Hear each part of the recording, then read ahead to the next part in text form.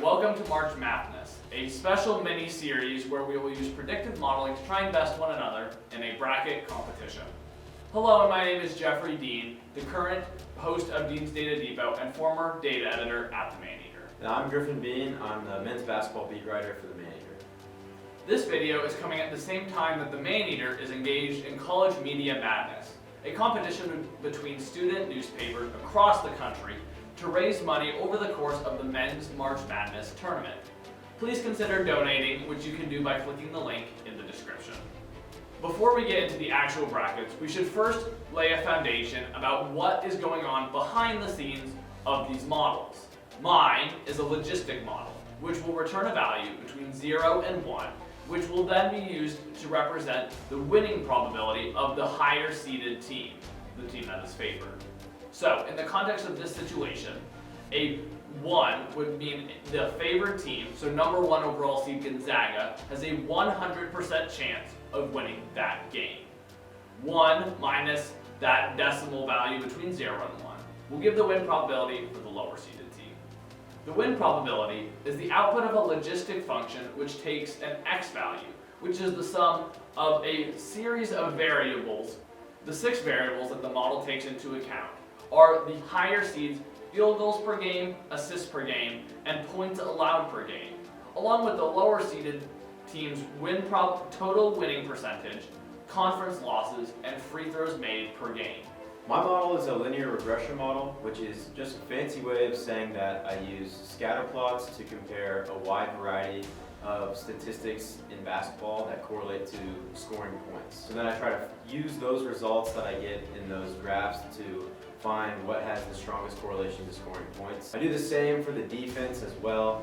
Then I use something called a z-score and an expected points formula to get every team's expected points and expected points allowed. Finally, I use those numbers to simulate which matchups between any two teams in the country, what their result will be. The variables that my model uses is offensive efficiency rating, true shooting percentage, turnover percentage, and offensive rebound percentage.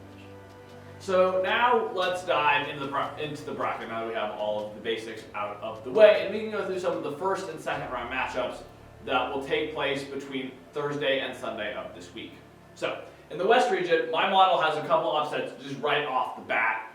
So we'll define an upset in this case as a game in which the two teams are separated by more than 2 seed lines. So that would make a 10-7 upset, 10-7 win an upset, but the 9 beating the 8 would not be an upset. So in the West, my upsets are number 13 Vermont knocking off number 4 seeded Arkansas.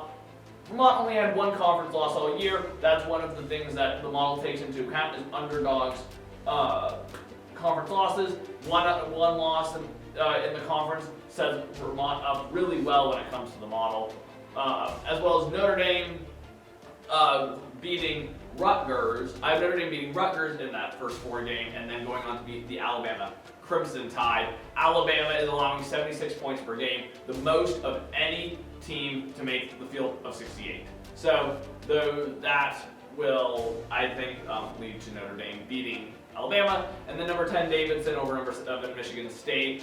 Davidson is one of the highest winning percentages coming into the tournament. And despite all those first round upsets, I have no upsets in the second round of the tournament in the West region.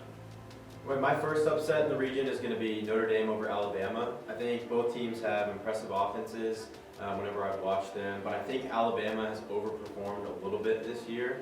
My simulations have them averaging a couple points less than what they actually have averaged. I think Notre Dame plays a more efficient style, and I think they take care of the ball especially well. So I'll take the Irish in the first 4, and then, like you, again, beating Alabama in the first round. My next upset would be Davidson over Michigan State. I like Davidson here. It's another team with a really efficient offense. My model has expected some progression from them in the last month or so. I think it's the top 15 offense in the country, and I expect them to upset the 7-seeded Spartans. And then I also have no upsets in the second round for that region.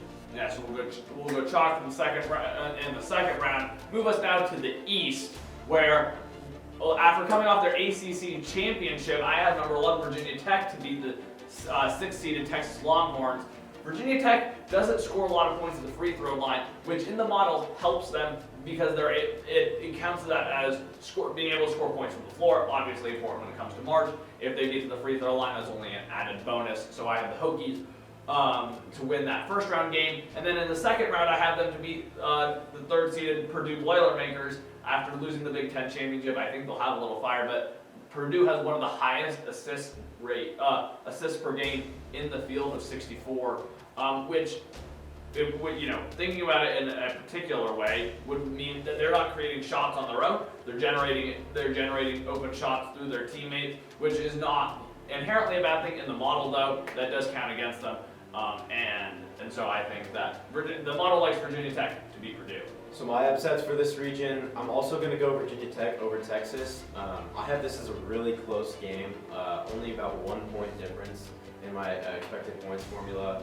Texas plays a slower brand of basketball, and I think this Virginia Tech offense has been one of the biggest underperformers this entire year, and I think we really saw their true potential in the ACC tournament. I expect them to keep rolling, and I'm going to ride them here again. And then my other upset is going to be in the second round, actually. I'm going to have Murray State over Kentucky. A lot of people doubt Murray State because they play in such a weak conference and they haven't had a difficult schedule at all. But it's a really good basketball team. I love them on both sides of the ball. My model has expected some regression from Kentucky, especially in the last few weeks. And I think we even saw that in the SEC tournament. So I'm going to go with Murray State, the Racers, over the Wildcats in round 2. Well, that would be a big upset. We'll now move to the South. This is a very popular, very trendy pick. I have number 13 seeded Chattanooga over number 4 Illinois. They have few conference losses, albeit in a weak conference, but this helps them with the model and has them over the Fighting Illini. I also have the perennial March Cinderella team, Loyola Chicago Ramblers, over 7 seeded Ohio State. Like Virginia Tech, Loyola is able to score from the floor. It's going to help them in March. And then in the second round as well, I have the 6th seeded Colorado State Rams over the 3rd seeded SEC champion Tennessee Volunteers in the second round. Tennessee has a low field goal points per game, field goals made per game, which is going to hurt them. If they're not able to generate offense and they're not able to stack on the points. They'll have to rely more on their defense, which per the model is not necessarily a very useful thing in March. And then lastly, Loyola Chicago, after coming off their projected upset over Ohio State, they would then upset the 2nd seeded Villanova Wildcats in the second round. Again, Villanova is the team that averages 25 field goals made per game, which is well below the average of 27.5 field goals made per game of all the teams projected to make it in the second round. So for my upsets, I'm also going to go Chattanooga over Illinois. Chattanooga is another team that I think is even better than what they've performed so far this year. I think they handle the ball well, and they especially attack the offensive boards. I'm going to go Mox over the Illini here. And then my second upset, I'm going to copy you again. I'm going to go the Ramblers and Sister Jean over Ohio State. Loyola boasts one of the highest true shooting percentages, which is a really important stat in my model. They're a really efficient team when they score the basketball, and they do a good job of forcing bad shots on defense. I'm going to go with the Ramblers again over Ohio State in this one. And then once again, just like you, I'm going to go Loyola Chicago over Villanova in the second round. This has less to do with Villanova and thinking they're not as impressive, because I do think that's a really talented team, but I just think Loyola is really complete. I have it as a close one, but I'm going to take the Ramblers in the nail biter.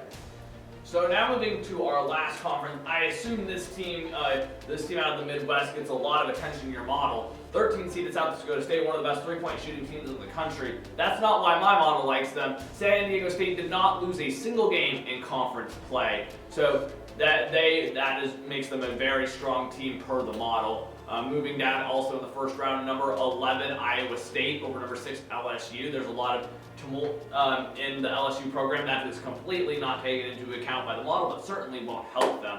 The model likes Iowa State actually to go to the Final Four. And the Cyclones don't score a lot at the free throw line, which again, while counterintuitive, is the model thinks will help them in March.